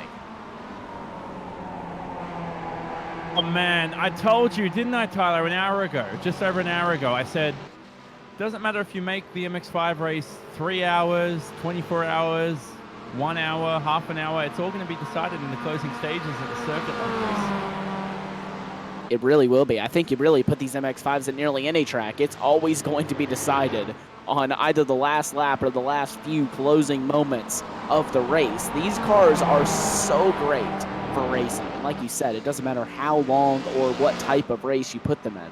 They will always seem to have some amazing racing, and that's just one thing I love about these cars and about this class here. Every single time we go out, this class never fails to excite, whether that's a midfield battle, a front battle, or just a battle at the rear of the field. There is always something to watch out for in this class. The Excite Racing Asprey Motorsports car of Schwenke is ahead here of Allen, gaining that second position with a lot of traffic behind. Who's that in the Mustang behind? Thought so. The leader is approaching the leaders. Now, could tangle, but I think he should catch them on the Conrod straight, so it should be perfect timing for Aeronom, but I don't know if the Mustang can pick up 3 cars in the Conrod straight. We certainly know, Tyler, that the Mustang is quicker in a straight line, but let's have a look here to see how Aeronom... Otherwise, Kevin Ford's got 3 seconds to Aeronom, and he's creeping in closer and closer. He's pushing. He scrapes the wall at Forest Elbow, but it goes to show how hungry the American is for race victory. And look at this. This could really hold up Aeronom here. He is going to clear 2 of them, maybe even 3. I think he is actually going to get by all 3 here. John Allen is going to benefit from the slipstream of Aeronom. They're going to go side by side. He will with Travis Schwenke down in to the chase, and John Allen will easily clear Travis Schwenke into the braking zone. Schwenke will be knocked down to 3rd in the train, but it will still be Alessandrini at the head. Kevin Ford still also needs to go through these drivers. He's only 3.1 seconds now back from Aeronom, and he is now back in with a shot at the race win. See if Kevin Ford is impeded by the traffic. There's Aeronom, the leader on screen. These are the 3 leaders in the MX5 class, and then second place, Kevin Ford, could be held up by the 3 leaders. Drivers in shot could walk away with first position here in their respective class. What a shot that was on screen. Kevin Ford close with Alessandrini up ahead. He makes it through. Just jumping up here to see. Let's actually quickly pull up the track map here. Let's see, does Aeronom have any more traffic? It will be the 5th place car of Steve Daniel. That'll be the only traffic that I can see that Aeronom should catch here by the end of this race. So there's not too much traffic left for Aero, but still some things that could hold him up in the process of getting that race victory. And could this be Kevin Ford's race to win here? He is closing up, and he's closing up fast, and he's now to 2.7 seconds. So he has really closed this gap with that traffic and played it to his advantage perfectly. And Kevin Ford gained 2 seconds on that last lap just due to the traffic and due to Kevin Ford just pushing to the limit right now. Why not, Kevin Ford? Grab that first race victory in a few seasons for you, mate. One, if you can pull it off on such a talented talent of Aeronom. These three battle away. You know what? I just can't get excited for these three anymore. I feel like it's going to go down to the final lap. If a move gets made, they're just not going to be able to pull away from each other. What I'm looking for is Robert Hartley here, but Robert Hartley's less than 7 seconds behind. He doesn't, I mean, the past few laps, only been about a tenth quicker, 2/10 quicker per lap. Not enough to reel these three in. Yeah, and I'm with you on this one, Johnny. I'm really not too worried about this battle right now. I just want to see if Kevin Ford can catch up to Aeronom because I really want Kevin to get a win. He hasn't got one in so long, like you said, is Travis Schwenke. He's going to try to make up 2 moves here. He's going to try to go from 3rd in the train up to the lead. He will get done with 1 move, but he still won't even get that move all the way done. He's still going to be drag racing down into the final corner, into Murray's corner. Oh, man. Oh, and no, Travis Schwenke makes contact. He's into the wall with John Allen. They both collide. And that is going to be Robert Hartley who will come through to pick up the pieces. Just clumsy. Travis Schwenke could have terminal damage.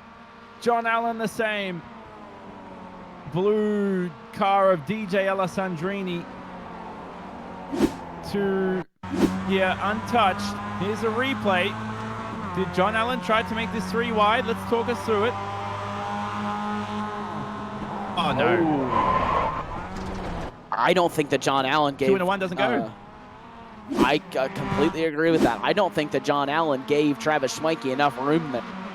Going down into Murray's corner. I think he just tried to squeeze him there on the outside. Let's see if we can get a bit better camera angle of this one. I think I have found it here.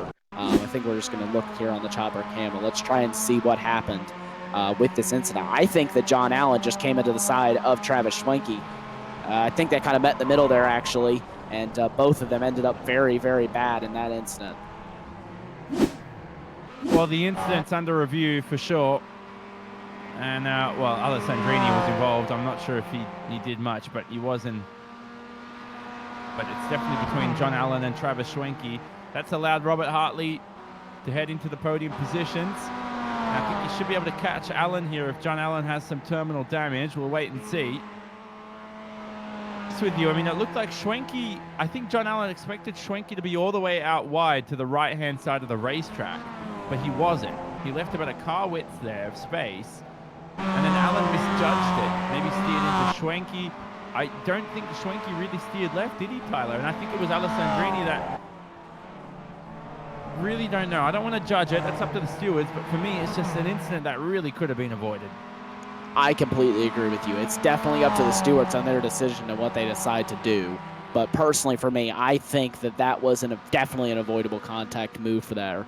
John Allen, I think, like you said, he was expecting Travis Schwenke to go all the way to the edge of the racetrack like you would when you're going for an overtake on a driver, but he's also got to be a bit more, I would say, spatially aware of his surroundings as Travis Schwenke's actually towed back to the pit lane, so he's really had some damage here. So his night has gone from good to bad to awful for Travis Schwenke, and he will right now finish down at 15th place, which is outside of the points. From what I understand, yes, it is. So he is outside of the points standings right now. That is so unfortunate for Travis Schwenke.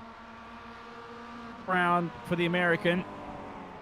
We'll see if Hartley here in the number 3 MX-5 can make a move on the 22 of John Allen with, look how damaged and beaten up who is of Allen. Here's the Excite Racing car. Let's ride on board with him. Full mountain straight, a full draft to make the move on Allen. Now, whilst that's taking place, the gap between Nom and Ford, that's incorrect on the top left-hand side of the screen. I think it's a lot. Backs off here at the mountain straight. Here's the battle for the lead. It's 2 seconds. I think Nom's got that under control now. It was 1.8, but Ford is certainly keeping him honest. Kevin Ford. And Tyler, we're going down to the final laps here. We don't know who's going to win. Is this the final lap of the race? I do not believe that this is the final lap. I think that we're going to have one more lap to go here. But look at Aeronom. He's about to catch up to a slow MX-5. I believe, though, he will catch this MX-5 on the straightaway, so nothing that will affect Aeronom too much. But he could also be affected by the other two cars just ahead of him. And I believe as well that they will not interfere with this race too much. But if they do, then that could really allow Kevin Ford into the mix. And I would just love, as much as I love Aeronom, and I love seeing him win every single race, I would just love to see Kevin Ford get his first win in many seasons' time here. And what a place to do it, too, to get your first win back in a lot of time. And Kevin just does so much work for the league. He definitely deserves a race victory here soon. And I think that this would just be a wonderful place to do it for the American. And he's actually going to be the one to get held up by the 66. Just slightly there, but not too bad. Could flag out, I think. Where's Aeronom on screen? I just want to find out where Aeronom is. That's it. Checkered flag out, right? Aeronom's crossed the line, and he will win round 4 of the Extreme Motorsports Ricmotech Sports Car Series. Always different on iRacing, isn't it, when that checkered flag goes out? Robert Hartley on screen. He's made the move past John Allen. He'll be on the podium, but all eyes will be on Alessandrini, who will cross the line and take victory for your ST class. A brilliant victory for Alessandrini. Hartley behind, Allen in third to round out the podium. And we're still racing here between of Drees Nice, Chris Thorman and David Payton. That's Chris Thorman making his way past. How about the D2D Esports driver? Thorman, the two teammates there sandwiching Drees Nice here on the final lap. I think they'll remain in these spots unless someone goes for a lunge. Oh no, let's see if Drees thinks about it in that 007 car. But race in the 4th, 5th, and 6th positions after Schwenke demoted in the final lap. But unfortunately, Tyler, for Kevin Ford, hasn't won a race since season 9, and he'll have to wait a little longer here as Aeronom takes home yet another victory, 4th of the season in 4 rounds. Yeah, that is an impressive track record for him. As you can see, Tommy Child's very sideways there. Yeah, but definitely very, very impressive for him, picking up 4 out of 4 so far this season. We've seen him do it in the past, and when he starts off this strong, he has statistically won the season. So he's definitely on for another championship here, the Extreme Motorsports Ricmotech Sports Car Series. But Kevin Ford will have to wait another round to get his chance at a race victory. He will come so close yet again. He caught Aeronom from 5 seconds back. Now, it was due to traffic, but still, he caught him from 5 seconds back, traffic or not. He still had to drive the car and catch it up. So, you know, he's definitely proving that he is picking up the pace, and his pace is just about there with Aeronom. He just needs a little bit more time before he starts matching the Team Bushfink driver for outright pace and possibility to maybe gain up some more race wins. Greg Mack about to cross the line here. Mack second in your open class and in here for round 4. Time to look at your final race results and the Team Bushfink driver of Aeronom season so far. And the European racing at what, like 5 a.m. in the morning right now there in Europe. He's 9 seconds out of Kevin Ford. Kevin kept him really honest there. Kevin had a splendid race. Ended up coming home in second, of course, with Jeff Jacobs rounding out the podium. And that means Jeff Jacobs will also take third in the championship, because we know what happened to Tyler Shiflett. Tyler Shiflett not even listed there in your top 9 positions. Had a poor race. For Raymond Bader Jr. He ended up last in our sort of lead fight. Same class. Your open winner was Cameron Martineau, who came home 4th overall. And then moving on to your MX-5s. With victory ahead of Robert Hartley.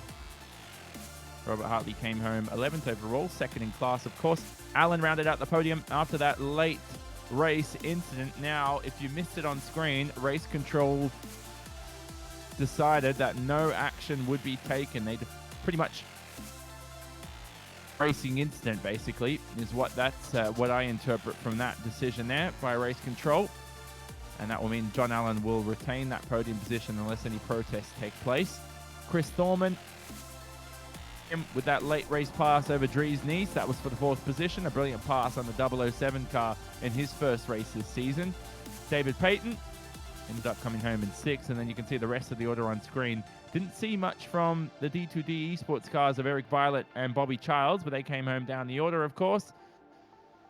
Issues for drivers in this event here. Mount Panorama claiming lots of victims, including Clint Vigas, Jacob Beasley, of course. Geordie Fife didn't have the best of races in that Asbury Motorsports car.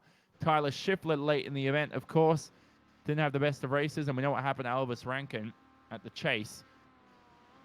A lot of damage, and the young man will have lessons to learn there. He's got a lot of experience to take from these events, and hopefully he'll be one of the best sim racers to come in the world in a few weeks' time. But now, Tyler, it is time to go to post-race interviews.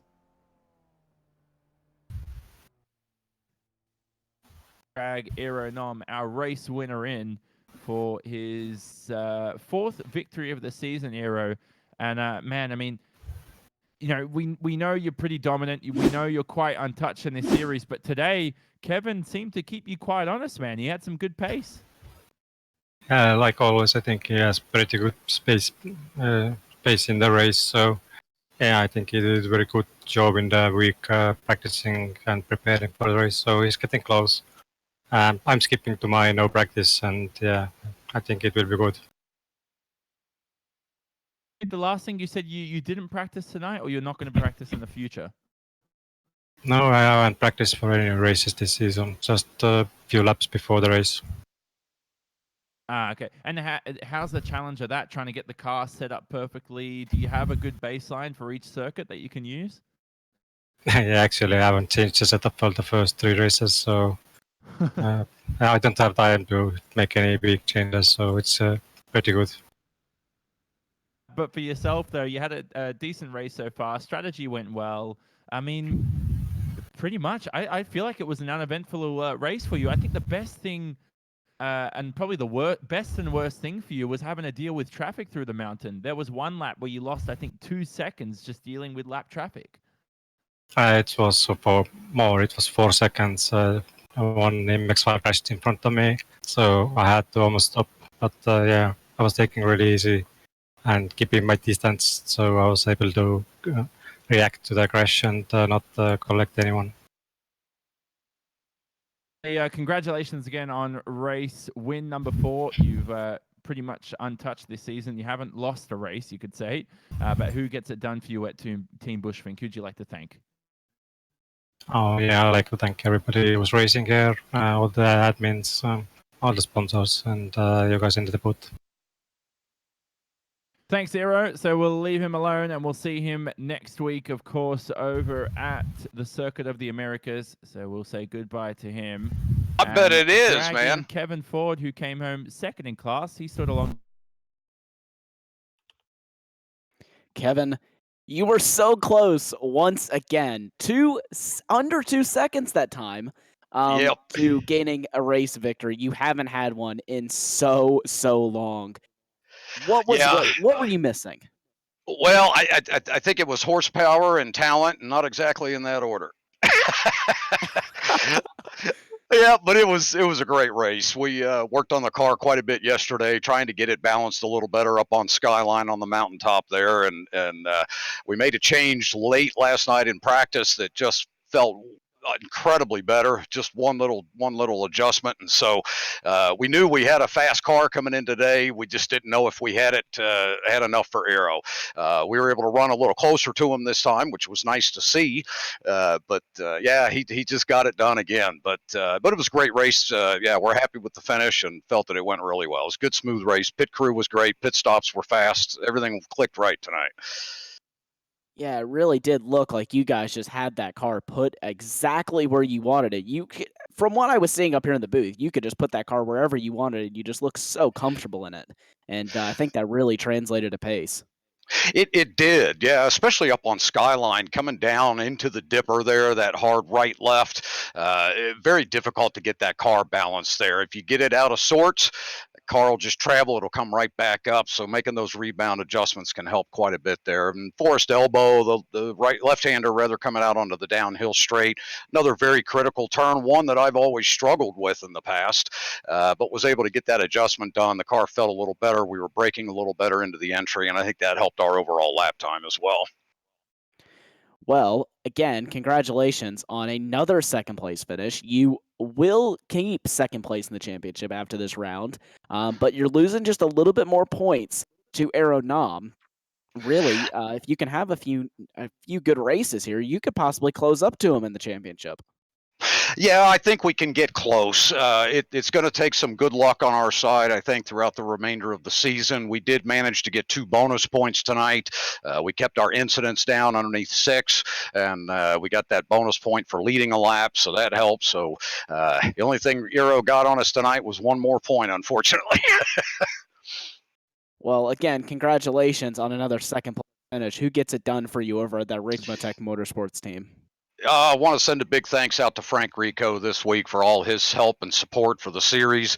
He's just been a tremendous supporter of the league for many years now. We have a lot of great things coming up in 2020 that we're working on, and I think you guys are going to enjoy some of those changes to the sports car series coming up next year. A lot of exciting things being tested, so we're looking forward to that. Thanks to my wife, thanks to my family, all my friends, everybody that watches, and all the crew behind the scenes here at Extreme Motorsports. Thanks to everyone. Well, congratulations again, Kevin. We're definitely excited to see what you guys have planned for this amazing series next season. Congratulations again on your second place That kept finish. happening. Next week. Thanks so much, guys. Appreciate it. Have a good week, guys. So that was Kevin Ford. We just dragged you in, DJ. Sorry to take you out. Yo, that's fine. Got me. I think we lost the server there. Congratulations again on race victory here this afternoon. It was quite a dramatic finish between yourself, John Allen, and of course Travis Schwenke. I don't really think you had anything to do with that incident, but it certainly would have heated up in your mirrors. Yeah, we were all watching it afterwards, trying to figure out what happened. It's such a shame. That should have just been a little door donut on the car, but iRacing took that and sent Travis into the air, and it's such a shame that that's the way the race ended, because we were setting up for a good show at the end of the race, and that's all we want to do, is just put on a good show, and it got a little spoiled. So hopefully it was a little exciting before then. Though it was a pretty decent race. You seemed to nail strategy quite well. I'm not sure. We'll speak to Robert Hartley soon, but he seemed to have a long first stop. But you took 4 tires on that first stop, 2 on the second stop, I believe. Seemed to be the right strategy. Yeah, no regrets, no changes you would have made. I think we got pretty lucky with where Mustangs were catching us, and it seemed like because we had that pack of 3. It seemed like every single time someone would come out of the pits, they would drag that group with their fresh tires for a couple laps. And that happened every single time somebody came out of the pits, because we all pitted at different times, especially on that second stop. So I think that has something to do with the gap that we had to Robert, just because we had fresh tires pulling the group every single time. And that kind of just happened by accident. We didn't plan that at all. And talk about fuel saving. Was that a factor today? Because we thought the slipstream was going to be pivotal to pretty much strategy and race win and all that kind of stuff. But even drafting the Mustangs seemed to benefit you guys at times. Right. I don't think any of us were fuel saving. I think John was a little bit. By the way, yeah, he's not in the interview thing, but he feels awful about ending Travis's race. So just wanted to throw that out there, that he feels bad about that. But yeah, there was no fuel saving for mostly any of us. The Miata really doesn't fuel save that well, so it's not worth doing it. You might as well just send it the whole race. About yourself though, this is oh god, man. That's up. I seem to lose them. For you, this is another race victory to your name. The first one for the season, though, so far. Surely you're going to add more to these in this campaign. Remember, last season you had 3 of them out of 4. This season you're already pretty down on that sort of win percentage, but I guess with a few more campaigns like this, you should be able to reel yourself into the top of the championship lead. Yeah, maybe. It's very hard for me to make these races. It's been a slow week at work, so I was able to get here. But Mondays are generally really busy for me. Uh, but it's kind of the off season in racing, so normally I can kind of cram stuff in during the weekend and open up Monday a little bit. So I'm going to keep trying to do that and be able to join you guys and have some fun. It's a good time out there. What's it done for you in that DJ Alessandrini machine? What does it? Just everybody that supports me and roots me on. Just Sponsors, they surely? know who they are. What's that? No sponsors, surely, for yourself? Now, yeah, I'm working on it. I'm sending out some letters.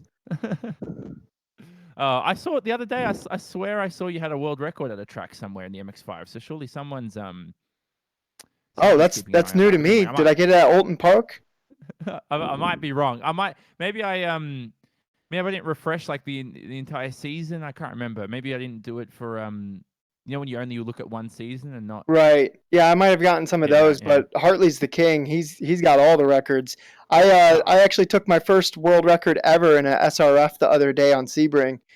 So oh, that was pretty cool because I never drive that car. But I was like, cool. I at least have one because I'm driving with all these drivers that have world records everywhere and every track and like Hartley and Schwenke and John. Those guys have world records all over the place, and I don't have any. So at least I got one in a car that none of us drive. oh, certainly. Well, you beat Robert today, so you could certainly live with that for sure. But DJ Alessandrini, who came home race victor, I should say, his first of the season. Tyler, you'll be stood alongside Robert Hartley, our final interview for the day. Yeah, Robert. You didn't quite get the strategy the way you would have wanted to, but after the late race contact there between John and Travis, you were able to pick up another second place result here for you this season. Not obviously, I'm sure the way that you would want to take a second place, but I'm sure you'll take it after what was a very interesting race as far as strategy went. Yeah, it seemed like I was a couple tenths off the pace tonight, but guess sometimes it's better to be lucky than good. Feel bad for Travis and John still finished third, but Travis definitely had a good run going there. Yeah, it was like you said, it was definitely unfortunate for him, but take whatever you can get because any points in this championship, we know how close it can be. So really, any points that you can get can be very, very crucial for you. Like you said, you were missing a couple of tenths. Do you kind of have any clue why, or were you just not quite fully adequated to the track and how everything was working tonight? Well, I didn't get a lot of practice, but kind of hurt my knee like a week and a half ago, and I just got back in the sim. It's kind of hard to get in and out of, but I'm glad to be back. It's healing up nice, and hopefully I can get some more practice in for the next round. That's If definitely you don't unfortunate. practice, Definitely. these guys just got pace. You can't match if you don't get practice in. And I think that we've really seen that. You as well. You're definitely one of the quickest in the MX5 out there. And I was actually quite surprised that you were falling off the pace as much as you were. But it's unfortunate here that you did have a knee injury. So I should hope to see you back next week for a bit more prepared and able to fight a little bit more. We head to Coda next week. What are your thoughts on Coda? Do you particularly like it? Because I know a lot of drivers don't like it. Kind of what are your thoughts on that? I like it. It's a good track for me. I've had good races there, so hopefully we can go in there and get it done. Well, there you go. You definitely had a good race tonight. Hopefully, we'll have another good one at Coda.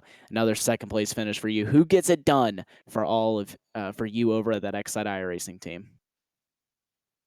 Definitely Excite, our main sponsor, and we've got a pretty good group of guys we work with in Discord, and my hats off to all them. There you go. Congratulations on another second place finish. Hope to speak with you again, possibly one spot higher next week in Coda. Thanks, guys. There you go, Robert And Hartley, and that is your final interview of the night.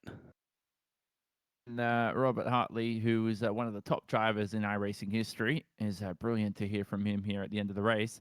But Tyler, for us, it's time to wrap up here for round 4, season 15 of the Extreme Motorsports Ricmotech Sports Car Series, presented by Performer Elite Texas Graphics. So, of course, check out Performer Elite Texas Graphics and all the services they offer. But for us, we head to next week. We were using the West layout. It will be back to 60 minutes of racing action. Now, excuse me, that will be in 2 weeks' time, I should say, not next week. But in a fortnight's time, we head there. Back to our 60-minute format, which will be good to see. But it's a circuit where I like the choice of the West layout. You know, I don't mind the full circuit of the Circuit of the Americas, but it will keep everybody, this big field of drivers, quite tight within each other. It definitely will. It'll keep the drivers very, very close. I personally am actually kind of a fan of the West layout. I think that the West layout suits these kinds of cars in this racing. I think it'll suit it better than the long layout will, because I think on the long layout, drivers get a bit too separated. And it's also not a layout that we see a whole lot being used. So I really enjoy seeing that come into the series for a change. So super excited to go to Coda next week. And, of course, that will all be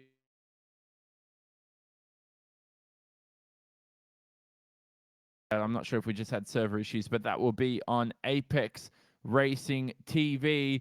Don't miss it, of course. All the action taking place at the same time as usual. We'll bring you the rest of the action for the season, of course, too, and our GT series as well for Extreme Motorsports. But for now, though, from myself, Jonathan Simon, Tyler Maxon alongside me in commentary and production, and our entire Apex Racing TV crew, we say so long from Mount Panorama. Our winners today, Aero Nom and DJ Alessandrini.